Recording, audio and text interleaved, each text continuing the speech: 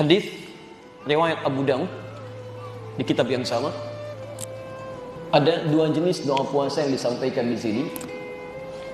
Pertama di nomor hadis 2357.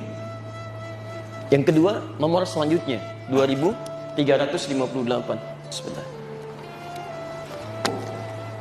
Jadi Abu Daud itu nama aslinya Sulaiman dari Sijistan, dikenal dengan Sulaiman As-Sijistani. Beliau ini hafal kurang lebih 500.000 hadis. 2357, 2358. Yang terakhir itu ngarang. Lihat sini. Ini satu, ini yang kedua. Perhatikan, cuma beda satu nomor. Yang ini yang dipopulerkan termasuk di kita dengan bacaan Allahumma lakas sumtu wa ala rizqika aftartu. Ya. Allahumma lakas sumtu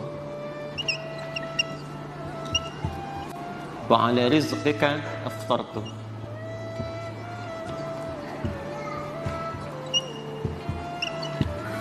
Kus, pernah dengar doa ini? Atau ada tambahan riwayat lain, Allahumma lakas sumtu wa bika amantu, dan seterusnya. Pernah dengar ini? Taib, maka sumber utamanya diantaranya ada di Abu Daud, nomor hadis 2357. Yang kedua, ada hadis juga yang sangat populer, termasuk di Ad-Daraqutni, ya, dengan kalimat dhahabadh dhama.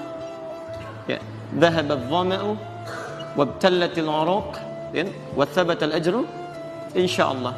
Tallatil 'uruq wa thabatal ajru insyaallah. Insyaallah.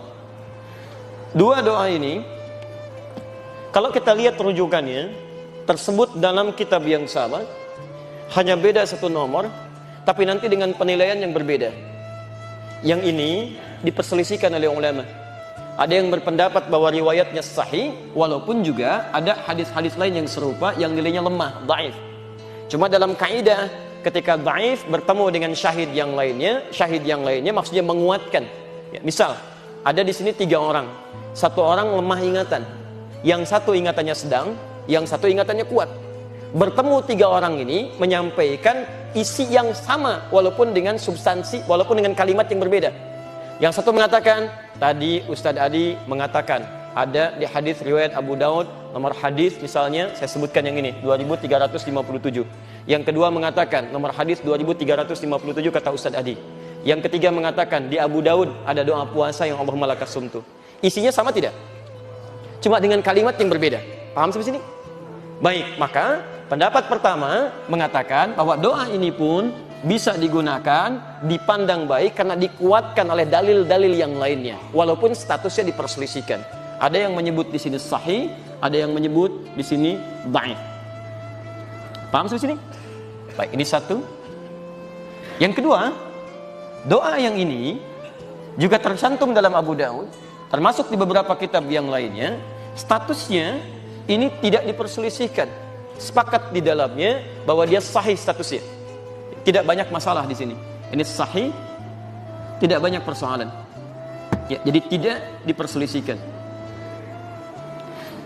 Kaidah mengatakan, kalau ada di antara dua petunjuk kepada kita, yang satu sekalipun bisa digunakan tapi masih diperselisihkan, sedang yang satu tidak ada perselisihan di dalamnya, maka yang tidak ada perselisihan dipandang lebih kuat untuk diamalkan. Jadi kalau Anda tanya kepada saya, mana yang digunakan? Maka saya mengatakan, sekalipun yang ini bisa dibacakan, tapi saya memilih yang ini untuk lebih diutamakan. Paham sampai sini? Maka saya katakan, dhahabadh dhama wabtallatil 'uruq wa thabatul ajru insyaallah. Paham sampai sini? Tapi kalau ada yang mengatakan Allahumma lakas sumtu pun, kita juga tidak harus menyalahkan, karena sandaran dia ada, tapi kita katakan status hadisnya lebih lemah dibandingkan dengan yang ini. Paham sampai sini? Baik, jadi kalau saya katakan, boleh nggak saya baca Allahumma lakas sumtu? Halo, kalau tidak tahu katakan Allahu a'lam. Baik ya. Boleh nggak saya baca Allahumma lakas sumtu? Baik, secara fikih boleh dilakukan karena dalilnya ada, kan? Walaupun dia menggunakan hadis yang diperselisihkan, tapi dia bisa katakan ada kok yang mensahihkan, walaupun ada juga yang mendhaifkan. Tapi kalau saya katakan misalnya, mana yang paling dipilih? Lebih kuat mana? Dhahabadh dhama atau Allahumma lakas sumtu? dhahabadh dhama. Maka ketika ada persoalan semacam ini, supaya kita keluar dari perselisihan, supaya keluar dari banyak perdebatan, lebih baik kita memilih sesuatu yang tidak banyak peluang di situ untuk dipersoalkan lagi. Paham sampai sini? Nah, jadi saya secara pribadi lebih menggunakan yang ini dibandingkan dengan yang ini.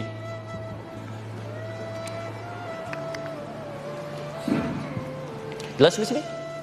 Baik. Jadi jangan sampai Anda berdebat hanya persoalan masalah ini gitu kan? Baik. Jadi misalnya mohon maaf ya, mohon maaf. Tapi sampai ribut, ya saya Allah malakas sumtu, saya misalnya dhahabadh dhama dan sebagainya. Ribut di situ, saling mencela dan Anda menghilangkan esensi puasa Anda di situ. Bukankah mencela menghilangkan pahala puasa? Ya kan? Bukankah merendahkan orang lain menghilangkan pahala puasanya? Mengurangi kemuliaannya. Jadi sekali lagi saya tanamkan, kalau ingin bacakan doa puasa, yang paling kuat posisinya bacakan yang dhahabadh dhama. Tapi kalau ada yang membacakan Allah malakas sumtu, itu pun pilihan yang bersangkutan. Kita tidak harus mencela atau merendahkannya. Paham di sini? Baik. Yang salah? Yang tidak berdoa pun sebenarnya nggak salah-salah juga gitu kan. Ketika dia makan batal puasanya, cuma dia kehilangan bagian dari sunnahnya. Lihat sampai sini ya. Jadi nggak baca doa aja nggak salah, cuma dia tidak mendapatkan pahala sunnahnya. Jadi kenapa Anda kemudian mencela orang baca doa? Paham sampai sini? Baik.